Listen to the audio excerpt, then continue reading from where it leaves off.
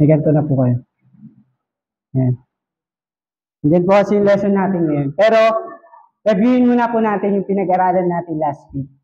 At ano po ba yun? The Church Covenant. Yung Church Covenant po, kung saan yung number 1 po, pinag-aralan po natin yung word ng covenant. Ano po bang ibig sabihin ng covenant? Ang ibig sabihin po ng covenant is an agreement between two or more parties to do. Ibig sabihin, meron pong pagsang-ayon sa bawat isa. Ano po? Sabihin, kung ang utos ng Diyos ay ganito, ay gagawin natin. At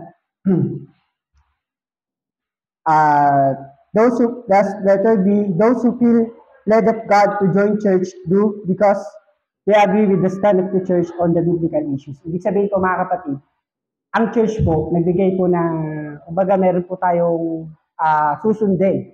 Ito po yung covenant. Okay po? Pag sinabi natin covenant, ito po yung meron kayong agreement. Sa covenant din, meron din po tinatawag na engage. Alam niyo po ba yung ibig sabihin ng engage? Ang engage po, ibig sabihin kapag ikaw ay halimbawa, kakasal, di ba? Yung engagement. Meron tinatawag na pangako, di ba? Ibig sabihin, meron tayong pangako dapat sa Panginoon. Ano yung ibig sabihin ng covenant? Ibig sabihin, kapag ikaw may sinabi ka sa Panginoon na gagawin mo to, pangako mo yan sa Diyos, na gagawin mo yan. Halimbawa, may ministry ka na gustong gawin sa Panginoon.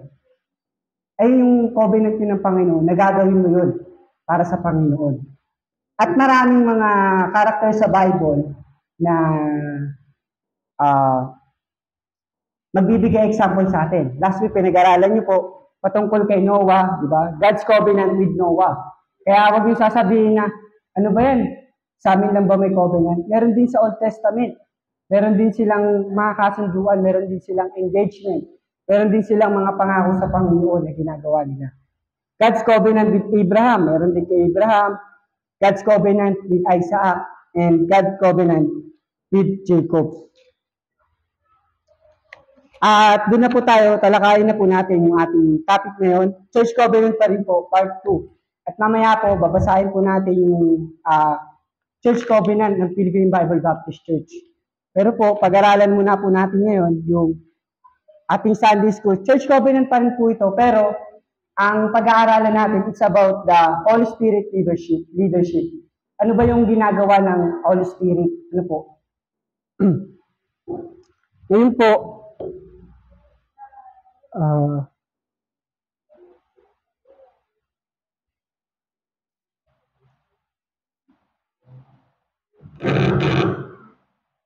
kung babasahin pa po natin sa Amos chapter 3 verse 3, sahin ko po, Amos chapter 3 verse 3.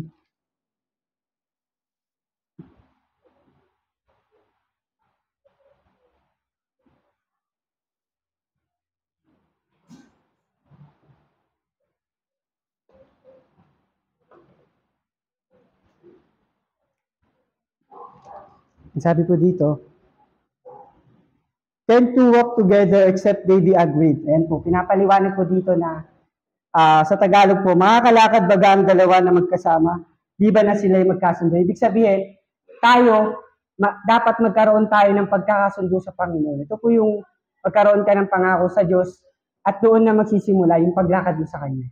Ibig sabihin po, kapag ikaw meron kang kasunduan, di ba ganito yan eh? Sa relasyon, paliwanag ko na lang sa relasyon. Sa relasyon, pag meron kayong pangako, sasabihin mo na, pinapangakuan kita na sasamahan kita habang buhay, mamahalin kita habang buhay. Diba? Yung mga ganung mga ganung mga banat. Susungkitin ko ang mga between, di ba? Susungkitin ko yung between para sa'yo. Kung magagawin mo lahat, pinapangakuan mo siya na gagawin mo yun. Sa Panginoon, dapat po maging ganun din tayo. Sabihin, magkakaroon tayo ng pagsang-ayon sa Panginoon. Ano po? Ganun po yung covenant na tinutukoy dito. At mga kapatid, Amos 3:3, pinabanggit po dyan yung can to walk together except they be agreed. Therefore, it is essential the believers in the New Testament Church covenant together to walk according to the same rule and mind the same thing. Ibig sabihin po mga kapatid, sa New Testament din po, meron pa rin covenant, meron pa rin kautusan. Nangangako pa rin sila sa Panginoon. Meron pa rin silang agreement. Kaya, mamaya ipapaliwanag ko rin, sino ba yung may mga karapatan na sumunod talaga sa Panginoon. Mamaya explain natin, alam ko, nababasa nyo naman na eh. madali lang naman po ito maintindihan. In Philippians chapter 3 verse 16 po, basahin po siguro po maghanap tayo ng mga magbabasa. Si Brother Marion, sa Philippians chapter 3 verse 16, pabasa po.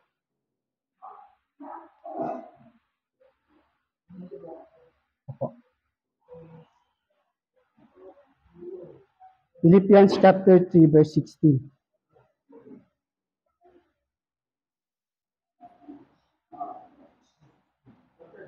Malakas po. Nevertheless, whereto we have already attained, let us walk by the same way, let us find the same way. Yun po. Ayun po yung ibig sabihin ng covenant. Yung tinatawag natin na let us mind the same thing. Baga, meron kayong kasunduan at yung isang bagay na yun ay pagkakasunduan nyo yun. Baga, yun yung gagawin nyo. Ayun yung, baga, dyan nakikilos yung ating Holy Spirit. Yan yung trabaho ng Holy Spirit. Na kapag ikaw nakipagkasundo ka sa Panginoon, gagawin mo dapat yun. Yun po, kaya nga, yung iba sinasabi ng mga iba, ang hirap maging Kristiyano. Kasi, nakatingin sila sa'yo, magbabago ka. Hindi mo alam, kaya mo ginagawa yun kasi may kautusan eh. May covenant ka eh. May covenant na kailangan natin sundin at meron kang engagement sa Panginoon. Na, kumbaga, magkakaroon ka ng pagbabago kung nagwo-walk kayo together. Amen? Ganun. Pag ikaw sumusuway ka sa Panginoon, tandaan mo, mangyayari sa'yo, fail ka. Amen? Magpe-fail ka talaga. Ganun ang nangyayari. Wala namang, karamihan naman ng mga character sa Bible na nagsuway sila sa Panginoon, like sila David, ano nangyari sa kanila? Napahamak sila. Hindi nagiging maganda yung buhay nila. Diba? Tapos, dumarating ang panahon, sumusunod ulit sila sa Panginoon. Nagkakaroon sila ng paglakad sa isa't isa. Okay po? At, introduction pa lang po yun, wala pa po tayo sa mga points. Urges believers to walk according to the same rule and mind. Kaya po yung paglakad. Believers have responsibilities to the Lord, to the world, and to each other. Sabihin, tayong mga Kristiyano, nung naligtas tayo, nung tumanggap tayo sa Panginoong Kristo, meron po tayong responsibilidad sa simbahan. Parang ganito, sa bahay natin, ang responsibilidad natin bilang isang bata, lalo na siyempre, pagka mga 5 taon pa lang, di mo naman pwedeng pabilihin agad yan ng sukat toyo, baka mawala, di ba? O punta ka ng SM, bili ka ng ganito. Yung mangyari doon, baka mawala yun. Pagka mga kapatid, tayo may mga responsibilidad tayo dito sa simbahan. Ano bang mga responsibility natin dito? Na pwede mong gawin bilang isang anak ng Diyos. Alam nyo, kahit kayong mga bata, pwede kayong magkaroon ng responsibilidad sa simbahan. Pwede kayong maglinis, magwalis, pwede kayong magpunas, di ba? Pero dapat ginagawa niyo yun, hindi sa tao. Hindi ginagawa niyo yun sa Panginoon. Pag gumagawa ka lang dahil nagpapabida ka lang, di ba? Hindi yun responsibility. Ginagawa mo yun hindi para sa Panginoon. Hindi para makita lang nila, oh, masipag ako, ganito. Pag andyan si pastor, hawak ng walis. Di ba? Magpapasipag ka, sisipag-sibagan ka. Hindi ganun ang responsibility. Ang responsibility, kung gusto mo talagang sumunod sa Panginoon, yung pagsang-ayon mo sa Kanya, walk together. Tutulungan ka ng Panginoon. Kasi nga, lahat naman, kahit naman ako, hindi ko naman ginusto na maging preacher. Hindi ko rin naman ginusto maging choir director. Pero need mong manalangin. Diba? Minsan, sinasabi nila, hindi ako magaling kumanta. Diba? Makikita mo sa social media, ang galing kumanta ng worldly. Diba? Tapos, nahihiya silang pumunta sa church, nahihiya silang makijoin sa mga, ang tawag dito, sa fellowship, makijoin. Pero pag nakita mo yung social media niya, ang galing sumayaw sa TikTok. Diba? Pag mga responsibilidad sa church, wala.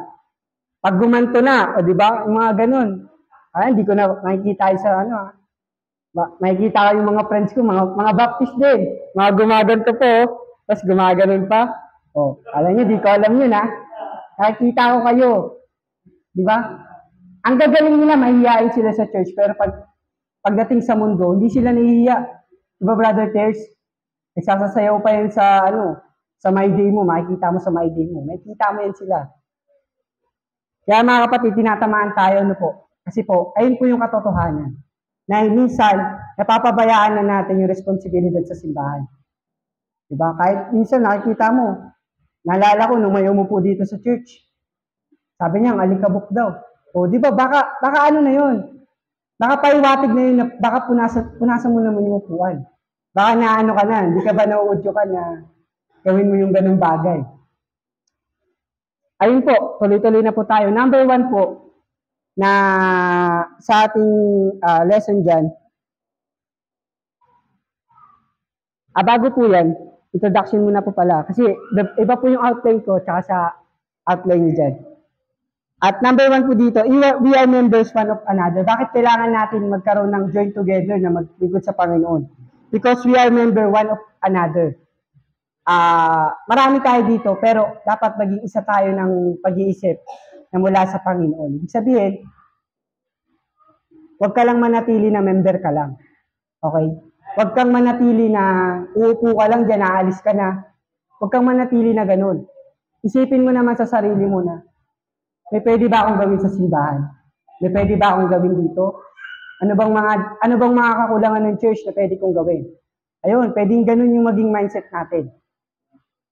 We should do good to each other. At hindi lang po yung we are members one of another, kundi we should do good to each other. Mababasa pa natin sa Galatians 6, sabi po doon, as we have therefore opportunity, let us do good unto all men, especially unto them who are of the household of faith. Ibig sabihin, kung nagiging mabuti ka sa ibang tao, at mas maging mabuti ka sa loob ng simbahan. Pakita mo. Hindi ibig sabihin na, ibig sabihin pala, pwede pa rin ako gumawa ng, hindi ko ipakita yung mabuting gawa ko sa mga unbeliever. Ibig sabihin na ito, mga kapatid, isa rin sa mga covenant or sa mga ginagawa ng Holy Spirit, para udyukan niya tayo, gumawa tayo ng mabuti. Amen? And hindi lang po yun, we should build together. Ibig sabihin, magkaroon tayo mabuild yung relationship natin sa isa't isa at magkaroon tayo ng pagkakaisa. Kaso lang, hindi nga talaga maiwasan na nag-aaway, nag-aalitan, hindi nagkakasundo. Ganun kasi sa pamilya eh. Diba? Wala namang perfect na pamilya. Pero hindi ibig sabihin nun na mananatili tayo sa ganun. Kung magiging ganun man yung sitwasyon, dapat i-build up pa rin natin yung bawat isa. Pag may mga pagkakamali si ganito, kausapin mo. Diba? Pag medyo na-open ka, kausapin mo. Di naman masamang mag-open ka sa tao eh. Kung na-open ka sa kanya, sabihin mo sa kanya. Di naman masama eh. At least, hindi ibig sabihin na pinapagalitan mo yung tao is galit na galit ka na sa kanya. Correct ka na. Kasi minsan ganun nangyayari. Kino-correct mo yung tao, ang nami-misinterpret nila. Parang napaka-perfect mo naman. Di ba? Parang ganun yung naano sa'yo eh. O, sa tagal ko nang laging ganun. Di ba? Mga kapatid, minsan, kung bakit ka kino-correct ng pastor mo, ng mga preacher, mga leader, mga matatanda sa atin, di ba? Kahit may mga bata sa atin, minsan nako-correct tayo eh. Kasi minsan, hindi lahat alam mo, hindi lahat kaya mo. Okay? Kaya nga dito, sa church na ito, we build together. Kailangan nating ma-build. Okay? Mabuo kung sino ka. Mabuo kung sino yung anak ng Diyos. Kaya magtutulungan tayo. Kaya nga mahalaga yung nagpe-pray din sa bawat isa. Okay po. Pangapat, we are to edify one another. Ito po, ibig sabihin ng edify, kumbaga magkaroon talaga, ito rin, parehas lang din, ma-build up. Talagang mabuo ka. Mabuo yung bawat isa. The reason we have covenant is to avoid the sin mentioned in Judges. Ibig sabihin po, kaya pala mayroong covenant para maiwasan natin yung mga kasalanan, yung mga mali. Kung walang covenant, ano kaya mangyayari sa atin? Kung walang batas, halimbawa walang mga traffic enforcer, walang traffic sign, ano mangyayari sa kalsada? Magulo.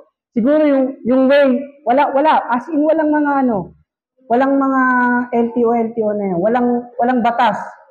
Sige, siguro nagbabanggaan brother Terz, babanggaan na. O siyempre, salungat na yung mga daan eh. Walang maayos na daan eh. Ganun yung nangyayari pag walang kautusan.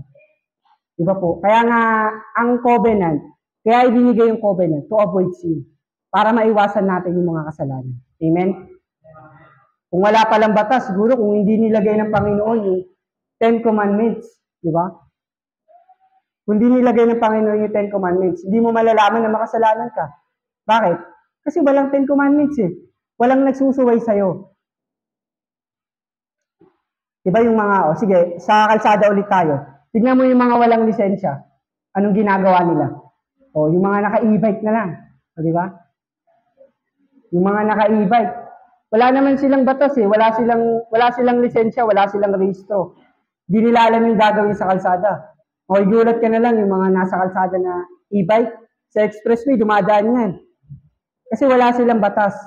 Kaya yung batas o yung kautusan, iba yung nagagawa niya sa tao. Kapag mayroong nag-a-aware sa'yo, parang ganito, may aso, siyempre may aso, maraming aso. Lalagyan mo dyan ng beware of the dog. Siyempre, dahil mayroong signboard, beware of the dog, hindi ka nadadaan doon. Kasi may aso eh.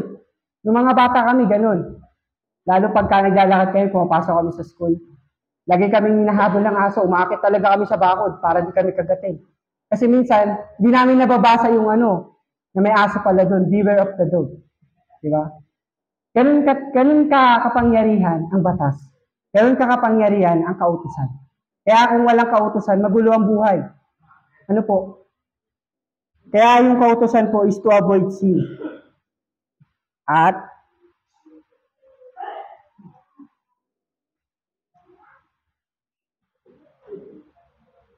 now that we understand the basis for the covenant, let us study each part it carefully. Pag-aralan po natin ng paunti-konti na ano ba yung ginagawa ng Holy Spirit. The work of the Spirit in conversion. Pag sinabi natin conversion, yung kumbaga, co-convert ka niya na yung Espiritu, tuturuan ka niya ng tama. Ganun yung gagawin ng Spirit sa atin. Diba? Meron ng kautusan, ang gagawin ng Spirit, tuturuan ka niya na gawin mo yan. Kumbaga, udyukan ka niya. Pag minsan may naiisip ka na, ay malito, inudyukan ka ng banal na Espiritu. Ganun po yung trabaho ng Holy Spirit.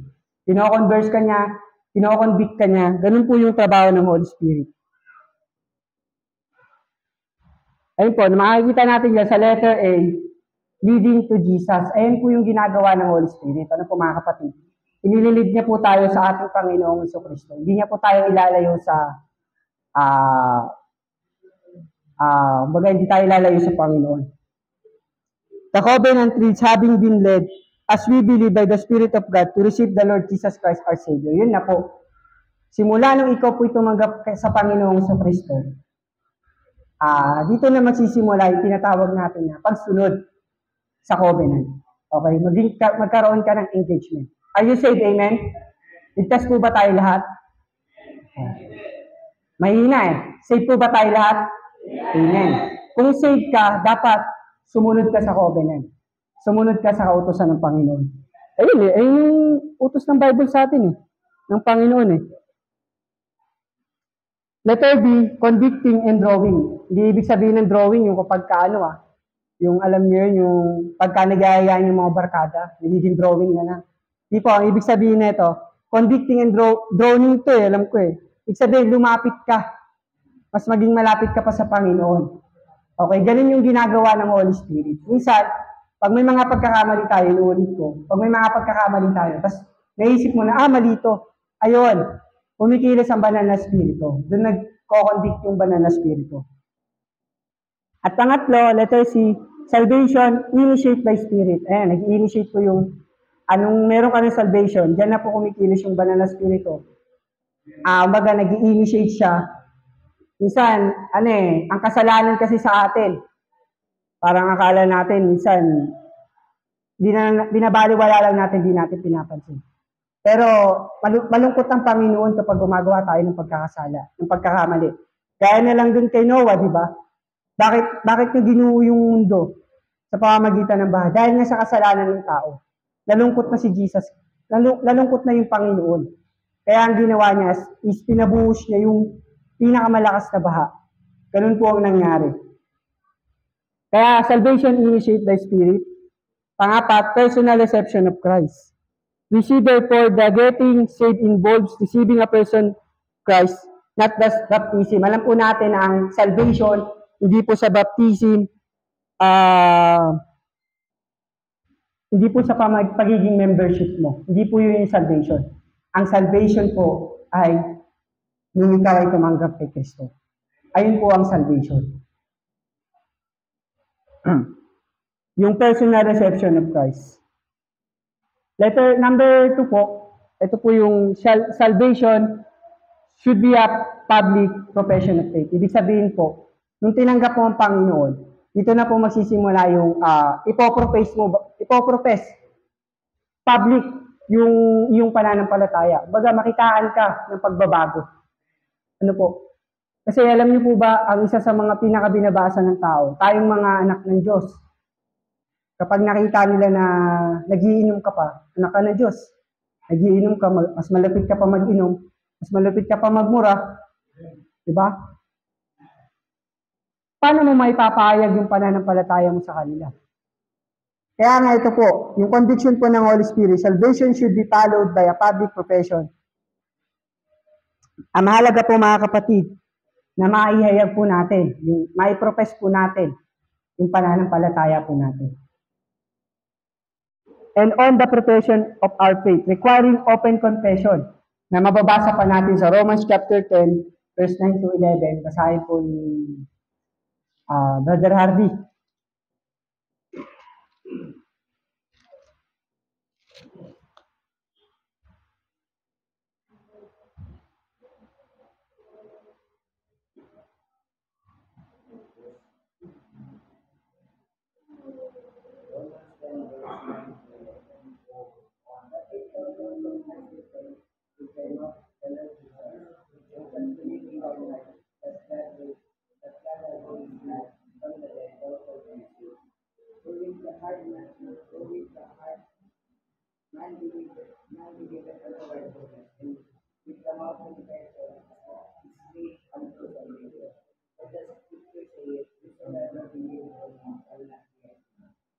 Yun po, imayin po natin. Yung sa verse 11 po, sabi po dyan, tagalogin ko po, sapagkat sinasabi ng kasulatan, ang lahat na sa kanya ng panataya ay hindi mapapahiya. Ibig sabihin po mga kapatid, the question is, nung naligtas ka ba, masaya ka? Amen? Masaya ka ba na ikaw hindi ka na mapupunta sa impyerno? Masaya ka ba na sa langit ka mapupunta? Ayun po mga kapatid, mababasa natin dito na huwag mo ikahiya. Pagka walang kahihiyan na nangyari, nung tinanggap mo yung Panginoon sa Kristo. Kundi minold ka pa niya. Kung babasahin pa natin, sapagkat ang tao nananampalataya ng puso sa ikatutuwid, ginawa sa pamamagitan ng bibig, ng pagpapahayag sa ikalingligtas. Ibig sabihin mga kapatid, kung tayo ay nagprofess sa pamamagitan ng bibig, tinanggap mo ang Panginoong Kristo sa puso mo, pinahayag mo siya, tinanggap mo siya bilang sarili tagapagligtas, doon po naganap yung tinatawag natin na kaligtasan. Amen. And letter B po, baptism after confession. Ito na po yung ikaw ay nabaptize na. Ibig sabihin, dito na magsisimula yung confession, yung sa Matthew chapter 3, verse 6. Matthew chapter 3, verse 6. Basahin po ni Sister Sarah.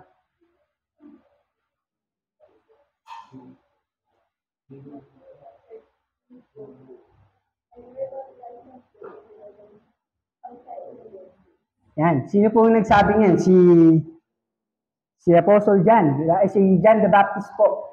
Si John the Baptist po yung nagsabi niyan. Siya po ay nagpipreach sa wilderness of Judea. Kung saan pinapangaral niya yung tayong mga makasalanan, magsisi tayo sa mga kasalanan. And after nun, nabaptize. Ayun po yung ginagawa. Kaya yung sino pa pong hindi pa po dito mga nababaptize? Yung mga hindi pa po nababaptize, taas po kamay. And mga hindi pa po nababaptize. Ibig sabihin po, pag ikaw hindi ka pa nababaptize, ang mga tawag dito, dedicate po, or yung tawag dito, ang tawag doon yung word yung mga requirements, ganun na lang, requirements ng mga ibabaptize. Siyempre, una baptize, ligtas ka. Alam mo sa sarili mo na sa langit ka mapupunta. Okay? At ang baptize po, ang baptism po, isa symbol na namatay, inilibing at muling nabuhay. Ayun po yung baptism. Kasi yung ibang mga baptism, lalo na sa nakabias na nating reliyon, ang akala natin kaya pala ini-sprinkling yung ulo, ayun pala yung pagpapakita na welcome to Christian world. Ayun yung sinasabi nila. Pero sa ating mga baptist, kaya ka binabaptize, okay? Makinig po kayo, yung mga hindi pa pong kahit yung mga nabaptize na. Kaya ka magpapabaptize, ayun po yung pagpapakita na first obedience mo sa Panginoon. Okay po? Ibig sabihin, pag nabaptize ka na, may gagawin ka na talaga sa church. Baka sabihin mo, brother mo, wala pala kang ginagawa sa church. Kasi nagsisimba naman ako, ibig sabihin wala akong ginagawa. Hindi, ang ibig sabihin lang ng mga kapatid, na kaya ka magpapabaptize, is pagpapakita yun na pagsunod mo sa Panginoon. Okay po? Ibig sabihin, may gagawin ka sa Panginoon. Ganun po yung baptism. Na pag ikaw nagpabaptize ka na, desidido ka na magiging baptist ka na at magkakaroon ka ng tinatawag na first obedience mo sa Panginoon. Pwede ka na mag-isip na kung ano yung pwede mong gawin sa Panginoon. Ito na po yun. Yung mga utos ng Panginoon sa atin. Ayan, C. Sa letter C po, denial without professing. Mababasa pa natin sa Matthew chapter 3, verse 7 to 9. Ayan, basahin ko po. Tatapot nang makita niyang marami sa mga Pariseo at Saduceo na nagsiparoon sa kanyang pagbabautismo, ay sinabi niya sa kanila, kayong lahi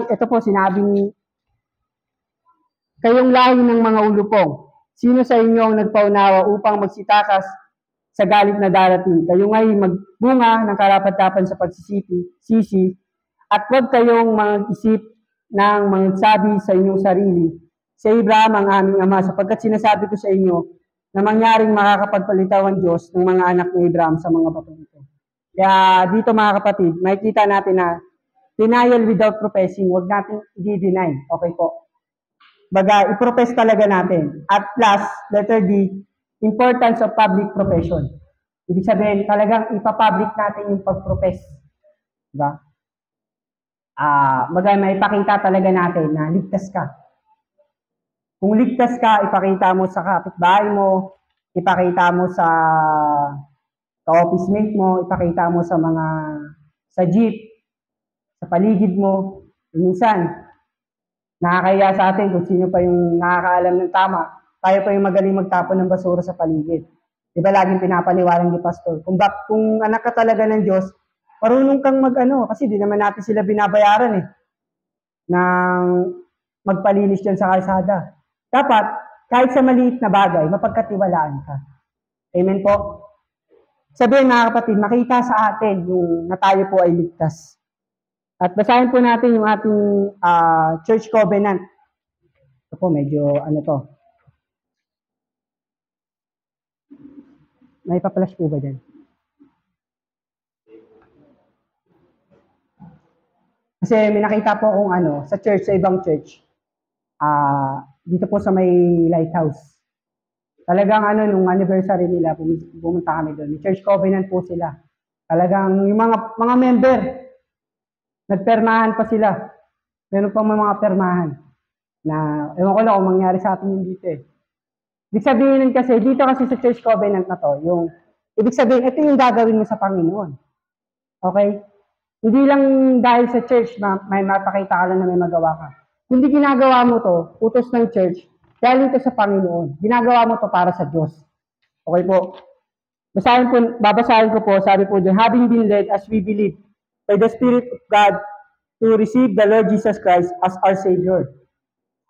And on the profession of our faith, having been baptized, yan po yung nabaptize na po tayo, in the name of the Father, nung ikaw ay nag-profess na ng pananampalataya mo kay Kristo, na ligtas ka, in the name of the Father and of the Son and of the Holy Ghost, we do now in the presence of God. Di ba? Ngayon tayo ay nasa presensya na ng Panginoon. Darating ang panahon na darating po tayo sa presensya ng Diyos. Angel and this assembly most solemnly and joyfully enter into the covenant with one another as one body in Christ.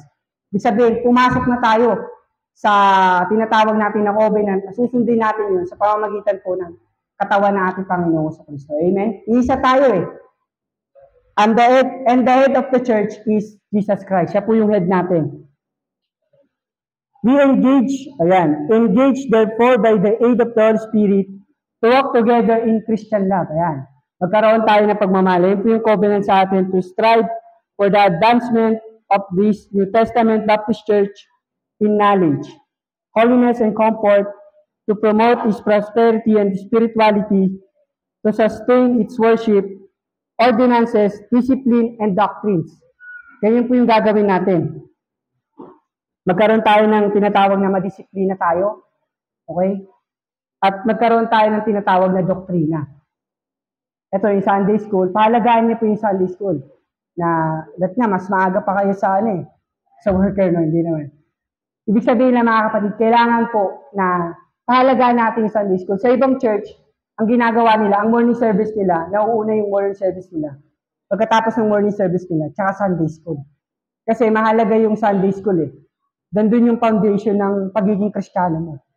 Nandun yung foundation na magiging malakas ka. Kasi pagka ikaw wala kang foundation, madali kang matitibag. Madali kang mahahatak ng ibang, pag naturuan ka na ni dating daan, ng MCGI, magaling pa naman sa Bible yun, kaso mali lang sa paggamit. Diba? Madali kang mahatak. Mamaya, mahatak ka pa ni Kibuloy. Mahatak ka pa ni yung nagpapagaling na binata. Mahatak ka nun. Kasi wala kang foundation eh. Mahalaga yung foundation natin. Yung doctrine.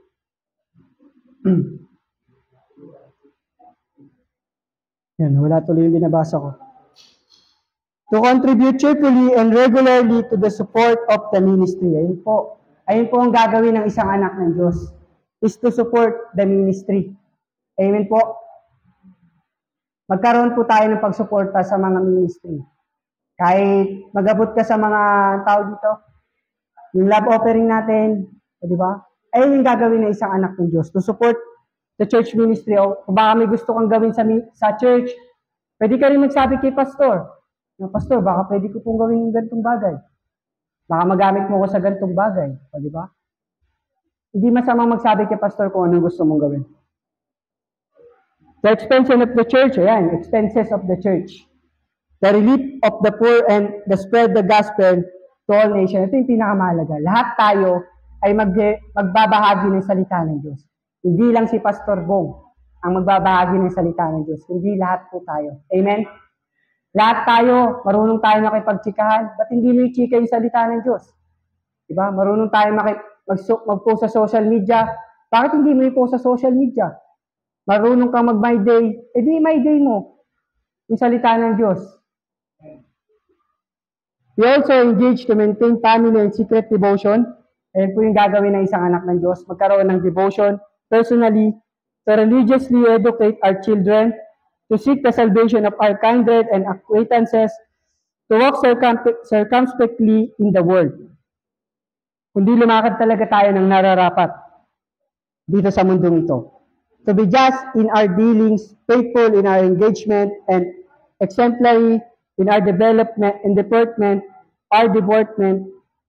to avoid all tattling, backbiting. Ayan, ito po yung mga dapat i-avoid natin, all tattling, backbiting, and excessive anger, to abstain from the sale and use of intoxicating drinks as a beverage, to abstain from membership in lodges and secret organization, and to avoid talking secret oaths which are contrary to Scripture, and to be zealous in our efforts to advance the work of the Savior. Kundi magkaroon po tayo ng kasigasigan sa paglilingkod po sa Panginoon.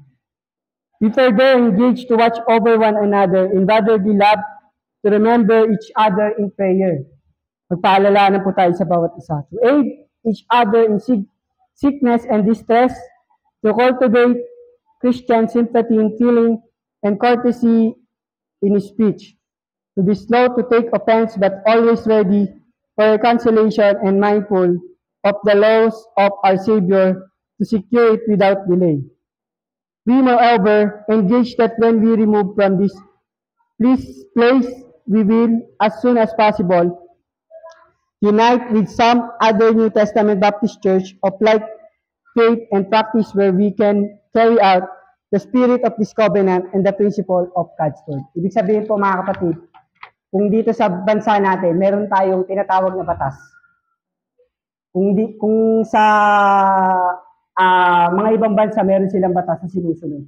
Tayo din sa simbahan, may sinusunod din tayo na kailangan natin itong gawin. Hindi dahil para magpasikat ka, kundi ginagawa mo to para sa Panginoon. Amen po. Tayo po ay tumayong lahat, tayo po ay manalangin. Sama na rin po natin ang ating Sunday School offering. Ama namin Diyos na nasa langit, salamat po Lord sa umagang po. Hindi napapasalamat po kami sa pagpapaalala niyo po Panginoon sa amin patungkol po sa inyong covenant, sa inyong kautusan. At hindi patawad po sa mga kasalanan na aming mga nagagawa. Dalangin po namin Panginoon sa aming pagbibigayan po sa aming Sunday School offering. Bless you po ito Panginoon at magagamit po sa inyong luhan. Kung aming samantalangin, sa Panginoon sa Panginoon sa Amen.